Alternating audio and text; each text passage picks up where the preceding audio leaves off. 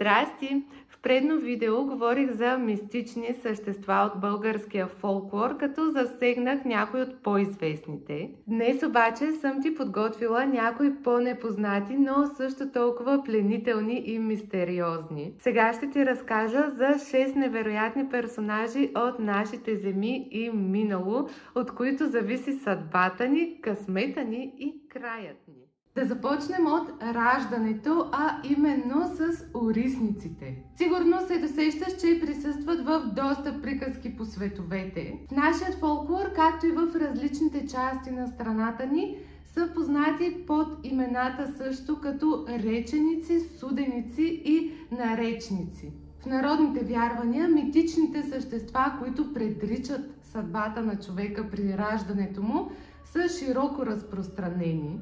Те съседите ни пак са полудели. Орисниците най-често са описвани като три жени на различна възраст. Единствено открих, че в представите на преселниците ни от Тракия и Мала Азия, както и в някои части на Странджа, орисниците всъщност са мъже. Тези три жени феи са невидими за нас и се появяват на третия ден от раждането на детето. Те отиват в дома му през нощта и определят цялата му съдба на този живот. Застават над главата му и започват наричането от най-младата. После средната, а след това най-възрастната, като нейната сила е най-голяма. И не си мисля, че казват само хубави неща. Има случаи, когато решават не толкова лека съдба. Решението на орисниците е неизменно и никой не може да го знае. Някои хора твърдят, че са чували докато орисница нарича. Ако някой обаче отгадне какво е наречено на детето и се опита да го промени, то той ще бъде наказан. Само на човекът, ако е наречена скорошна гибел, негов близък може да дари определен брой години, като ги вземе от своите. Ако огънят в стаята на този трети знаменит ден се е поддържал и е била оставена храна край огнището, орисниците се считат, че ще бъдат по-милостиви в определянето на съдбата. С тях се свързва и традицията под възглавницата на детето да се оставя златна монета. Един вид като подкуп. От вярването за орисниците идват и някои поговорки в нашия език, като така му било писано и такова му било наречено. Продължаваме с едно същество, с което често плашат малките деца, а именно караконджулът. Това фолклорно създание често е плашело в миналото по нашите земи, но какво е всъщност и откъде идва неговото име? Названието навярно е гръцка заемка, като е сложена турска представка, която е кара, което значи черен, тъмен, плюс конкулус, което пък значи страшилище, така че в крайна сметка е някакво черно или тъмно страшилище. Представите обаче за караконджула са различни. Според едни той наподобява космат човек с голяма глава, рога, опашка, едно око и един крак. Излизал от тъмни места или дълбоки води. Други пък смятат, че може да се превръща в различни животни, като куче, котка, вълк, теле. Още една представа е, че е бил получовек, полукон, което напомня за кентаврите. В най-общи линии караконджулът живеел в пещери, реки, запустели воденици и места, които са обрасли с брашлян. Според някои поверия, той можел да се засели в тъмните или трудно достъпни места на фермата. Подобно на таласъм, който споменах в предното видео, оставям го някъде тук, за да го видиш, ако още не си. Караконджулът примамял пътници и ги възсядал, хвърлял жертвите си от високи скали и дървета в дълбоки вирове или ги разкъсвал между воденичните колела. Съществото обаче е правило злини само нощно време, до първи петли, след което изчезвало внезапно. Според поверията, караконджулът живее на край света и се появява само през граничния период между старата и новата година. Така наречените християнски мръсни дни или караконджулови дни. Това е от Коледа до Богоявление. През тези 12 дни хората са вярвали, че земята е на решето и всички демони излизат от своите скривалища, бродят нощем и пакостят на хората. Нещо адски интересно, което откриха, не знаех до сега, е, че в Северна България се среща вярването, че самият свети Тодор е Караконджол, който идва на бял кон през Тодорова неделя, язди нощем и пакости на замръкналите пътници. За да се предпазят хората от нападението на това същество през страшния период на появата му, ежедневието на българите е наситено с много поверия и обичаи, предимно свързани с домакинската дейност, като забрани да се пере, чисти, глади, мие, шие, тъче. Единствено в Странджа има поверието, че може да се тъче, но само с лен и коноп, за които се вярва, че предпазват от зли сили. Съществува и забрана за полови отношения в тези дни, за да не било евентуално заченатото дете тогава нещастно. Сред българите вярването за караконджолите е по-силно застъпено до 19 век, след което се разминава и слива даже на моменти с представата за вампирите и върколаците.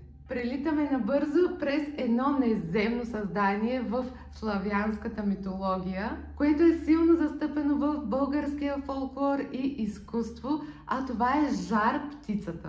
Тя има дълга опашка и прелесни златни оранжево-червени пера. Представена е с огнено сияние на жарава. Всеки, който я зърне, иска да я притежава. Тя е митологична огнена птица, заредена с невероятна енергия. Символ е на слънцето, живота, безсмъртието и щастието, а в някои случаи може да значи съдбоносност. За жар птицата се вярва, че може да се преражда. При смъртта си тя се превръща в пепел, а след това отново можела да се възроди от пепелта. Предполагам се досещаш, че нейн еквивалент е феникса.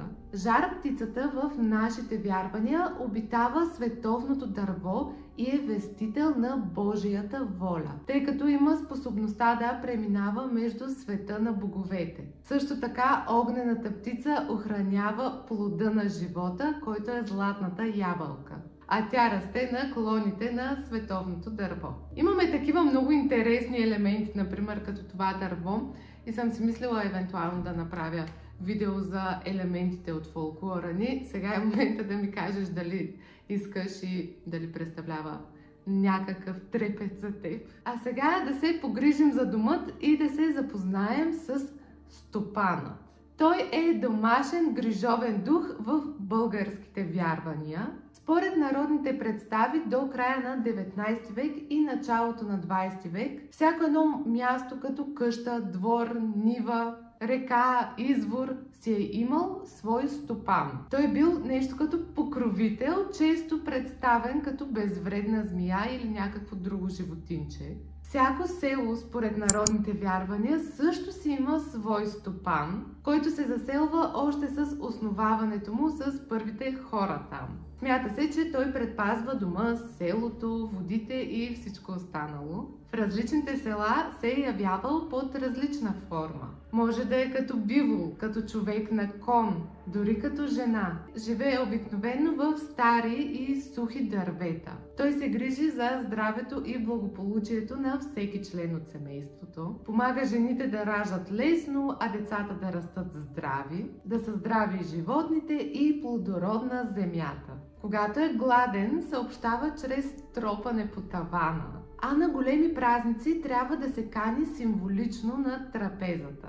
Ако не му бъде приготвена тогава и оставена храна, стопанът може да се разсърди и да донесе лоши неща, като болести и градушка. В предното видео завършихме с самодивите, а сега ще приключим днешната приказка с едни малко по-неизвестни, но изключително пленителни девойки, а именно полудница и полунощница. От имената може да се досетим, че едната се отнася до деня, а другата до нощта. Полудницата или полуденицата В славянската митология и нашият фолклор е жесток полски дух с вид на млада, красива жена, която е облечена с бяла ленена риза и има венец житни класове или цветя в косите си. Тя броди по пладне из нивите, особено по време на жътва, и омайва, а след това убива всеки, когото срещне. Например, работници, които са закъснели или останали. Понякога краде и деца. Изцяло бялата дреха сред славяните е символ всъщност понякога на траур и в нашия смисъл за това същество е символ на смъртта. Названието полудница идва от полу и ден, което подкрепя твърдението, че тя се появява само по пладне, в средата на деня. Това време от денонощието се е считало за също толкова неблагоприятно и опасно като полунощ. Тези два момента от деня и нощта са се наричали разпътен час. И в тях хората е трябвало да се стоят в къщи, за да не ги застигне лоша дума, да не хванат уроки и да не бъдат срещнати от зли сили, които да им навредят. Защото точно в разпътния час се активирали всички демони и проклятия, например, които са се свързвали с стихиите. Такъв един особено могъщ демон е и днешната ни полудница, заедно с нейната посестрима полунощницата. Полудницата е във върха на силите си през лятото, точно по обяд в дните преди жътва. Тя е отъжествявана с тежкия полски труд и умората от него. Вярва се, че тя е причината и хората да почиват в най-горещите часове, за да избегнат слънчев удар и други болести, които носи жаркото слънце.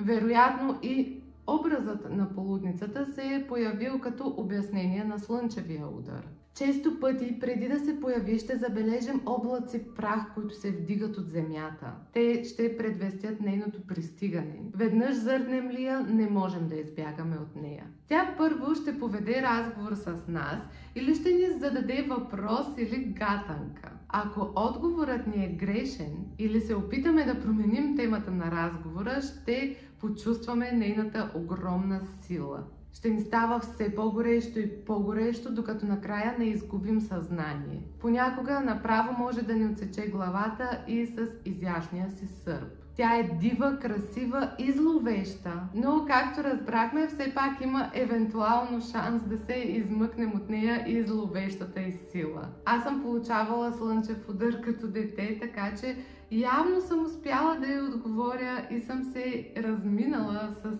сърпа и в крайна сметка. Ако успеем да я избегнем, обаче става тъмно и идва ред на нейната сестра. Полунощницата е едно от най-мистериозните и страховитите същества в българската митология. Тя е свързвана с тъмнината, забраненото време и наказанието от нарушаването на обичаите. За нея открих завидно повече информация, въпреки че е интересно в фолклора да има същество, което е свързвано с деня, тъй като повечето по принцип демони и зли сили излизат вечер. Полунощницата е същество, описано в народната демонология като висок на ръст, зъл женски демон, с вид на млада жена с разпуснати коси и раздърпана дълга бяла риза. Понякога се среща и описанието като старица в чисто бяла дреха. Споменах за бялото като символ преди малко. Тя също броди по разпътно време, от полунощ до зори, когато всички зли сили излизат навън. А пътищата се оплитат и разпъват, т.е. водят в грешна посока.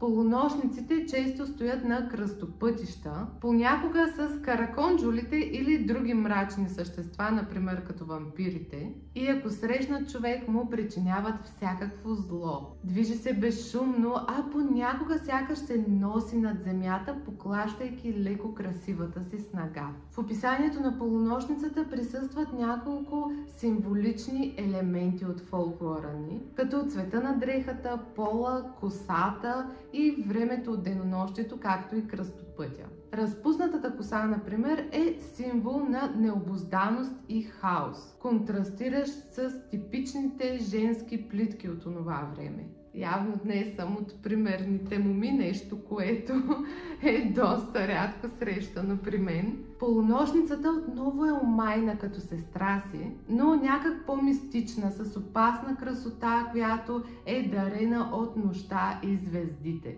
Тя ще те хипнотизира, омае и прелъсти, докато не вземе и последната капка живот от теб. При нея обаче не открих начин как да се измъкнем. Тя явно не признава гаданки и въпроси.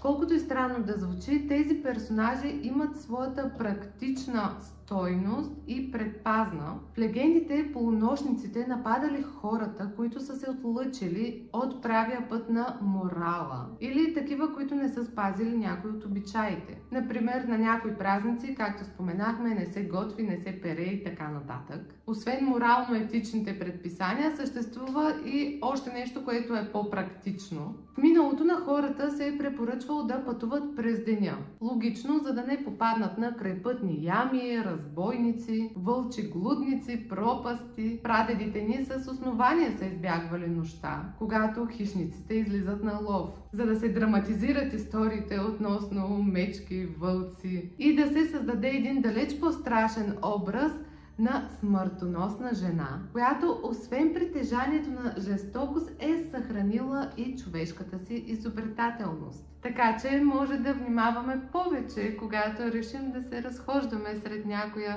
тъмна гора или в разпътно време. Благодарим ти, че стигна до тук. Ще се радвам да ми кажеш кое същество ти беше най-интересно от разказаните днес. На мен със сигурност двете финални девойки най-ме плениха, както и Жар птицата. Ако ти е било приятно, ще се радвам да харесаш видеото, да се абонираш за каналът ни, ако все още не си, и те очакваме следващия път. Дай лапа! Дай лапа! Чао!